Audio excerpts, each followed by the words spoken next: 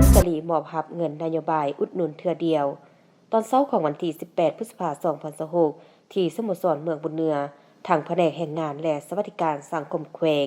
ได้จัดพิธีมอบรับเงินนโยบายอุดหนุนเทื่อเดียวเสียสละชีวิตและผู้ยังมีชีวิตในงวด1ประจำปี2026โดยการเป็นประธานของทานอูคำตุลพันธ์กรรมการประจำพรรคแขวงรองประธานคณะกรรมการปกครองแขวงพงศลีผู้ชี้นำเวียกงานคงเขตวัฒนธรรมสังคมขั้นแขวง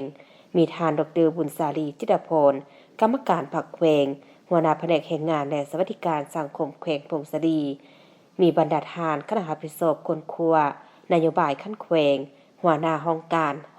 หัวหน้าห้องการวิชาการผู้รับผิดชอบเวียกงานนโยบายคันเมือง7เมือง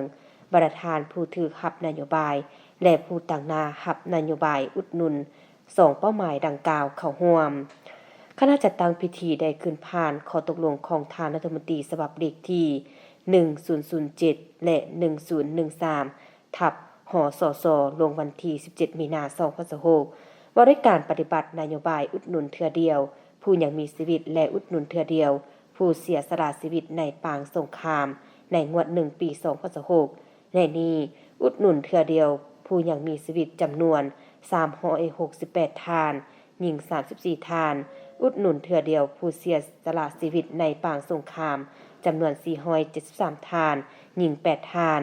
รวมเป็นเงินทั้งหมด15,745,363,475 กีบ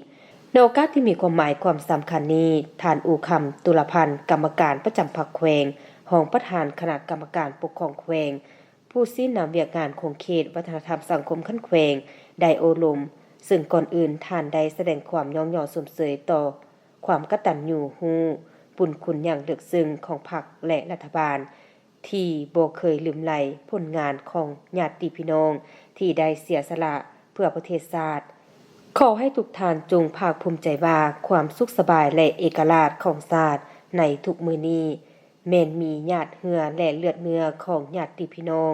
ถึงว่าสภาพเศรษฐกิจของประเทศจะมีความยุ่งยากแต่ภาครัฐก็ยามใดก็ถือเป็นบุริมสิทธิ์และสำคัญในการซอกหาทื่นหอนมาแก้ไขนโยบายซึ่งเงินก่อนนี้บ่แม่นเพียงแต่ตัวเลขแต่มันแม่นนำจิตนำใจและความรับผิดชอบของการจัดตั้งที่มีต่อบุคคลผู้ที่มีผลงาน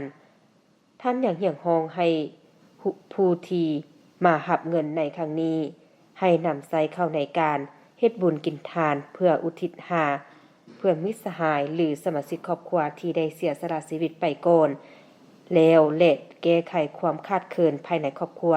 เป็นทุนหอนในการพัฒนาเศรษฐกิจครอบครัวให้ได้ชีวิตการเป็นอยู่ของครอบครัวดีขึ้น